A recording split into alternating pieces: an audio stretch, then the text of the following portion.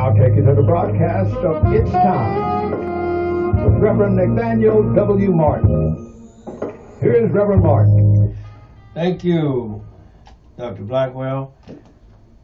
And let me say Hotep, Abaragani, good morning, good afternoon, good evening, but certainly never good night and never ever goodbye, because I've always found goodbyes traumatizing. I said I have always found goodbyes traumatizing. My name is Rev.Nathaniel W. Martin. I'm the pastor of the New Life Institutional Baptist Church here in the city of Los Angeles, and we're located at 8916 South Main Street.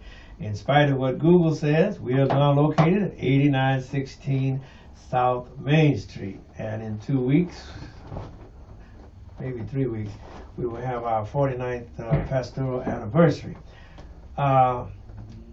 We are fellowshipping, being hosted by our sister church, the Shiloh Missionary Christian Church, and under the leadership of my good friend, the Reverend Dr. Della F. Hollis. I put all that in there. They always say when the Baptists and the Charismatics get together, there's going to be a shouting in the camp. And surely God is good to our fellowship, and we invite you to come and worship with us. And if you're looking for a place to worship on any Sunday, we have service on Sundays beginning at 10 a.m. for Sunday school, naturally, and we usually start morning worship as soon after the Sunday school as we can, around 10:15. Try to take up no more time than that. And we're trying to get the Sunday school to shift over to 9:45 beginning, so we can start church at 11 o'clock. But that's internal. Thank God for what we have, and we thank you for your viewership and your fellowship.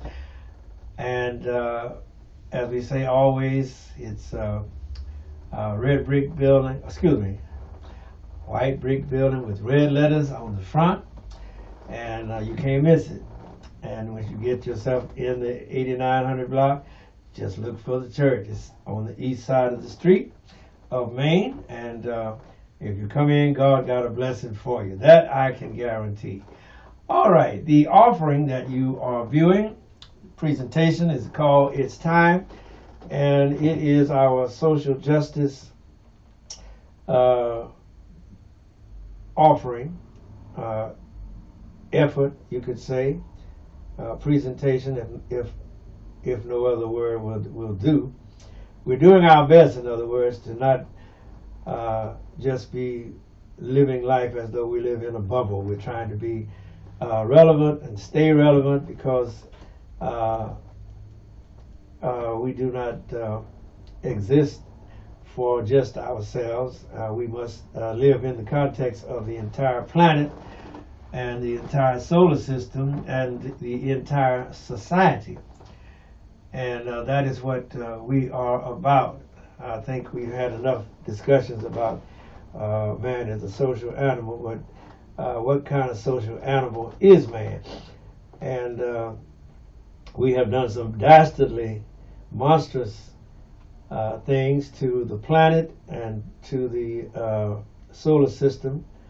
I still try to figure out what made us think that we could leave our junk up on the moon or in space, and we were not contributing to the pollution of there. But that's another story. As we say, the program is titled It's Time, which is a broad subject.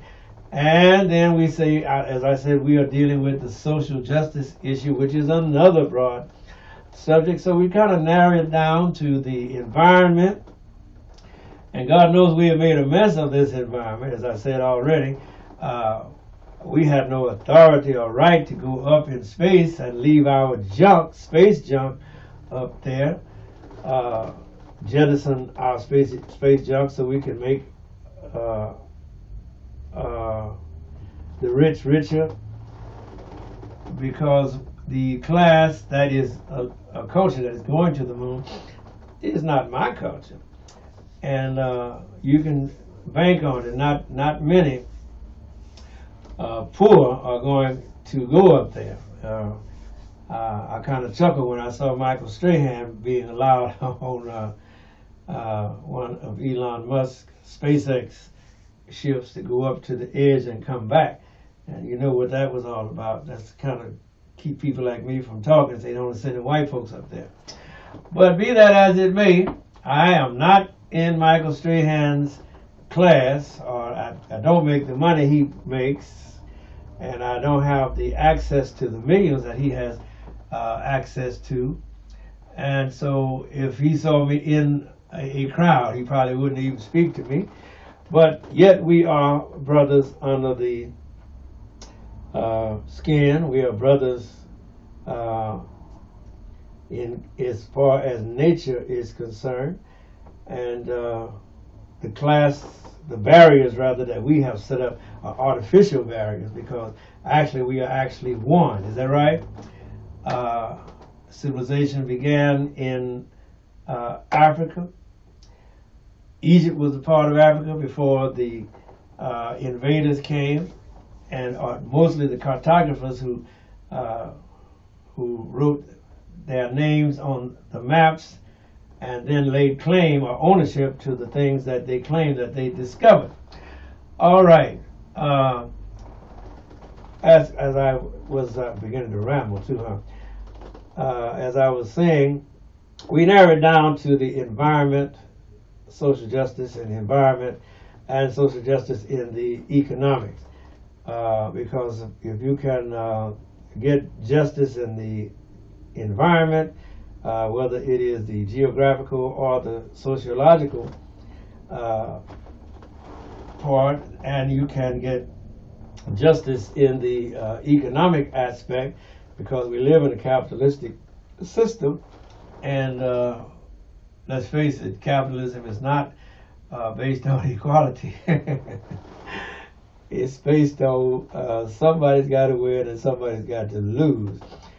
And unfortunately, the ones who have been winning for the last, since 1492, with the origin and the enforcement of that subject that we call whiteness, which is not natural, it's artificial, but it is there. It is a property of a certain group of people who have set out to dominate the earth and dominate the world, and to the extent that they have succeeded in their colonization of the world, then the world has, of course, suffered.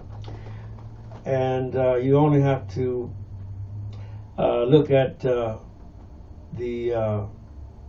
letters of Spencer, who wrote the Fairy Queen, and who was a colonizer who helped to colonize Ireland, and who said that the conqueror never accepts the language of the people that they conquered. They always make the people that they conquered learn their language.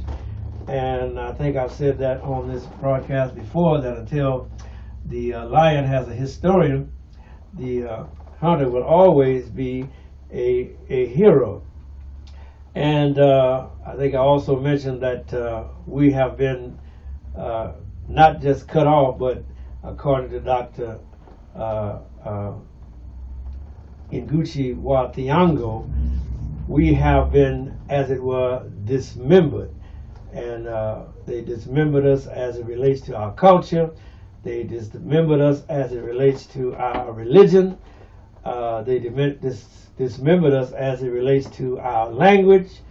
And they dismembered us as it relates to our identity. For a long time, we did not know that we were connected with Africa. We are actually the diaspora. That means we are the part that has been cut off and sent away.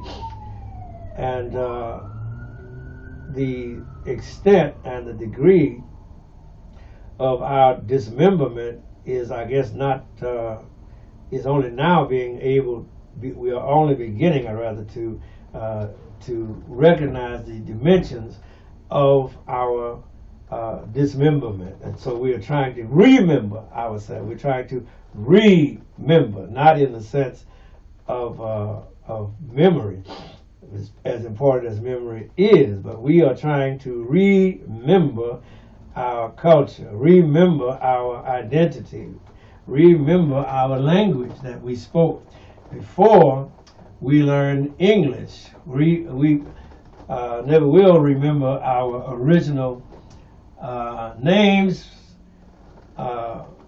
exactly, but we need to do our best to remember or reconnect with our family and our social structure. That's a social structure is a bad term to use, but our governance structure, as Dr. Greg Carr and Professor Karen Hunter stress on Saturdays. All right, and so this is what we are confronted with as we try to reconnect, relearn, and unlearn some things, and correct the education that we were given. Because as Dr. Thiago has observed, we have somebody else's memories in our mind. We remember the Alamo. We remember Columbus, you know, and we remember George Washington never told a lie or never chopped down the cherry tree. Those are not our memories. Those are some other people's, some other cultures' memories, because really, as I stated before, we had no, the Alamo was no blessing for us. And the reason why Texas left Mexico and joined the United States of America was because of the fact of slavery. Mexico, under President Guerrero, which had a state named after him, Guerrero, Mexico, had abolished slavery. And Texas was a pro-slavery state. And therefore, they scrambled away from the Mexico and Santa Ana and that group, and got themselves in position, rather, to become a part of the United States in 1836 or thereabouts.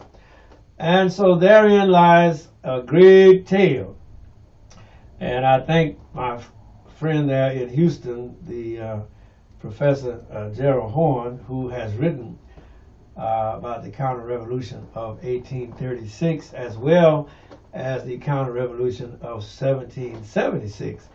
And the counter-revolution, of course, of 1836 is a depiction or a retelling, rather, of how Texas became a part of these here United States. And so you can't, if you're going to teach history, you need to teach it fairly. You can have your own conclusion, but you can't have your own facts, because facts are stubborn things. All right. I was not here last week to do a live broadcast, and but I was able to go to Washington, D.C.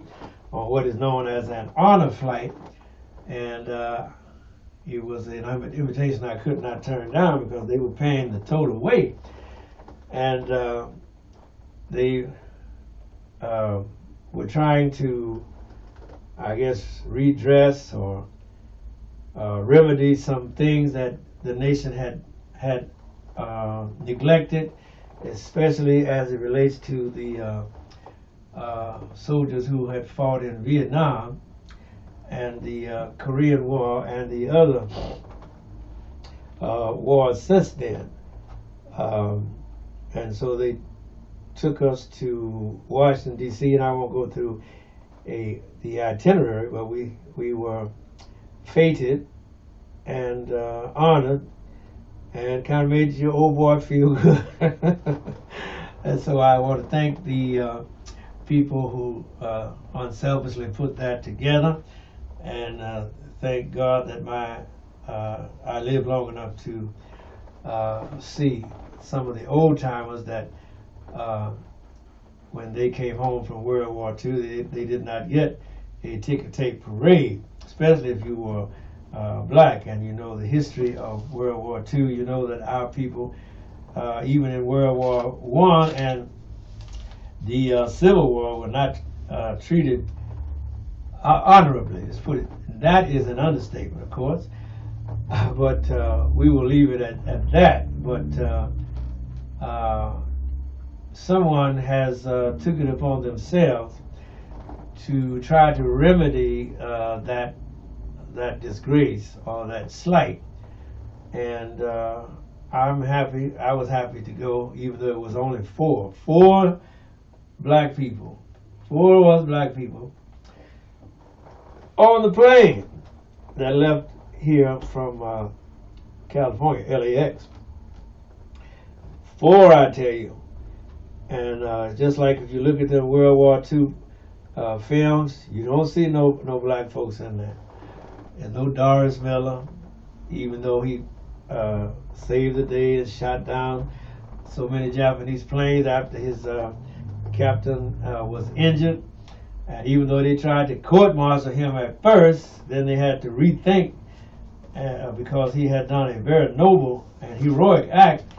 And I don't think they wanted to give recognition, because in that time, recognition for black people was hard to come by in any branch of the military. But they finally gave him the Congressional Medal of Honor belatedly. That means they didn't want to do it, but it was forced upon them. And so when I was a child, I went to Doris Miller elementary school in the Central Heights of Houston there. But we're going astray. But anyway, that is the predicament that the nation is in when they fail to honor or fail to recognize the people who have actually fought and gave their lives for their country, because of the prevailing sentiment in this country, ideology in this country, which was racism, that a black person could never do anything that was commendable. And so we are still laboring under that illusion at this very hour. We are still struggling to get out from under that, but slowly the light is dawning. Nobody reaches up and puts it out. Then a lot of our people who have been overlooked as it relates to their valor and their courage and their heroism under fire may yet be recognized. And I won't go into the tank battalions that served with General Patton, the black tank battalions that distinguished themselves and for a long time were ignored by the history books, but are now beginning to get the recognition that they so richly deserved at the time.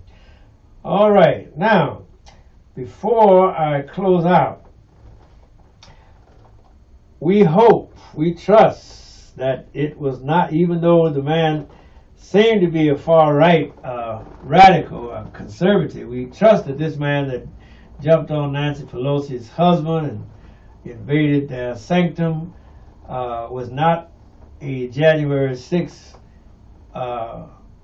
insurrectionist, but you never know, because it appears that he was a January 6th sympathizer. He seems to agree and identify, it resonates with this person, that Joe Biden was not legally elected, that The real president is Donald Trump. And so he is under arrest. I don't know why the police waited till he hit Mr. Pelosi in the head before they jumped out and stopped it. But they did. And consequently, we trust Mr. Pelosi will be, able to recover. Because when you get old, you can't take them licks upside the head. And he was hit with a hammer. And so we're praying for Mr. Paul Pelosi and his Speaker of the House. Nancy Pelosi was flying in. I guess she's here by now to see to her husband, who is in the hospital there. I guess it's too early for the doctors to tell you how he's going to do. But I know when you get old, you can't help it. If you fall and hit your head, the doctors want to go through every examination to try to see is there any brain damage. So we old folks, we know how it is. But so we trust that Mr. Pelosi will have a speedy recovery, and at least the police did make the arrest of this gentleman, and they called his name De Pepe or something of that sort.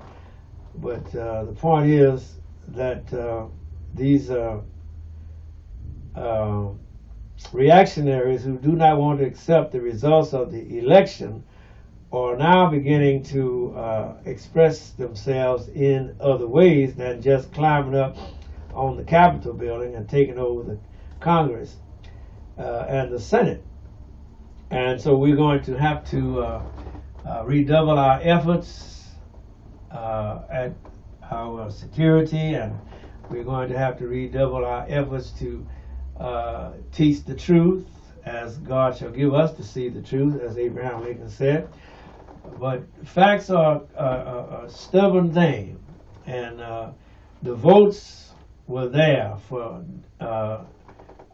Joseph Robinette Biden, and the votes were not there for Donald J. Trump. Hope I got a witness there. And so even though Trump got 75 million, Biden got 81 million. That's why he is the president. But it's hard to convince 75 million when they seem to be out of their minds in the first place. How I know they was out of their mind? How in the world would you put Donald Trump in office if you were not out of your mind? But then that's another story for another day. But thank God, we trust that the Democratic Party will survive this shellacking that we're about to take here in the midterm elections. And I trust that we can hold on to Georgia, and I trust we can maybe win in Arizona or Pennsylvania or Wisconsin, because it looks like Florida under Governor DeSantis is going to be as reactionary as ever.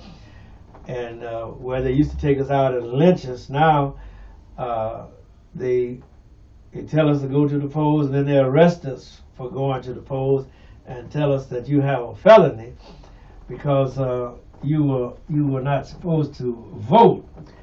And if any of you are still working, if you get arrested for anything and it gets back to your job, you're going to get terminated.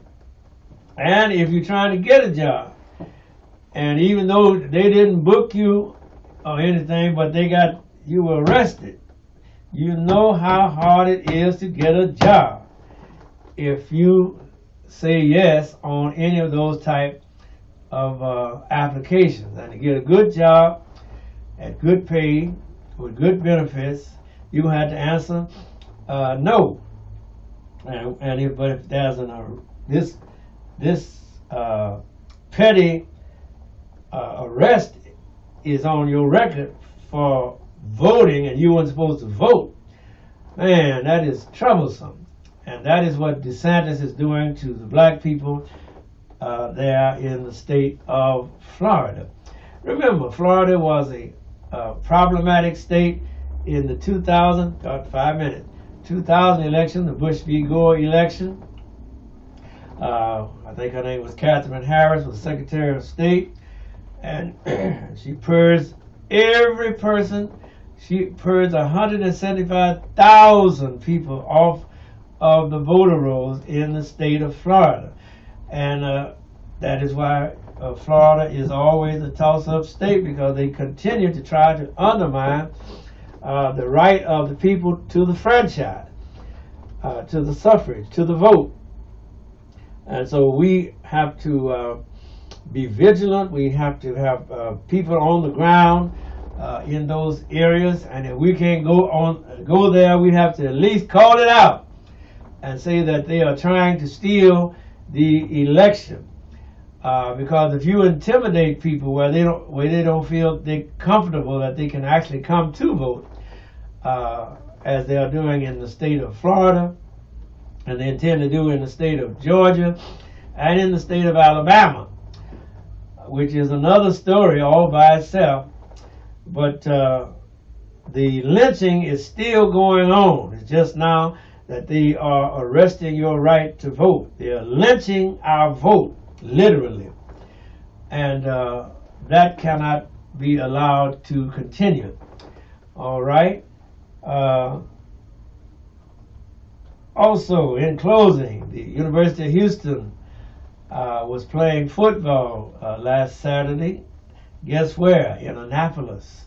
And I was visiting Annapolis, but I'm glad that the University of Houston won the football game. Go Houston. And but be that as it may, I asked them. I ran into some of the football players, so I asked them about Texas Southern. They said no, they all shook their heads sadly.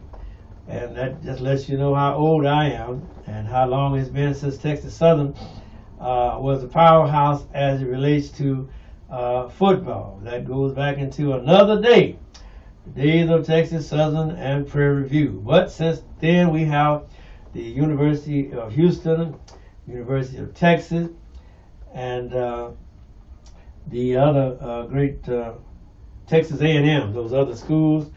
And so we have to embrace our brothers and our sisters, because those schools certainly have the money to get the talent to play in their athletic departments.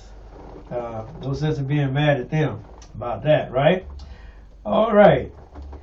And on a sad note, the pastor of the Abyssinia Baptist Church, the Reverend Calvin Butts, passed away today there in New York City. And that Abyssinia Baptist Church is the church started by the late Adam Clayton Powell Sr. and Adam Clayton Powell Jr. Succeeded his father and did a great job. And Reverend Butts was a great leader there in that city, and shall be greatly missed. All right. I'm out of time, and I want to encourage you to study your ballot. I can't tell you how to vote, but I can tell you to vote right.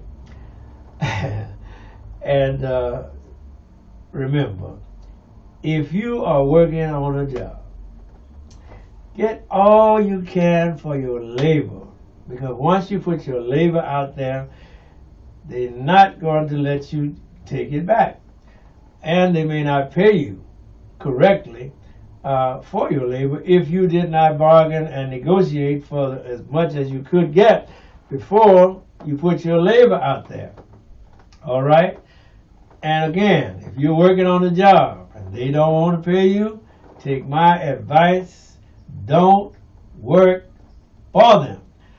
Thank you, Doc. We out of here.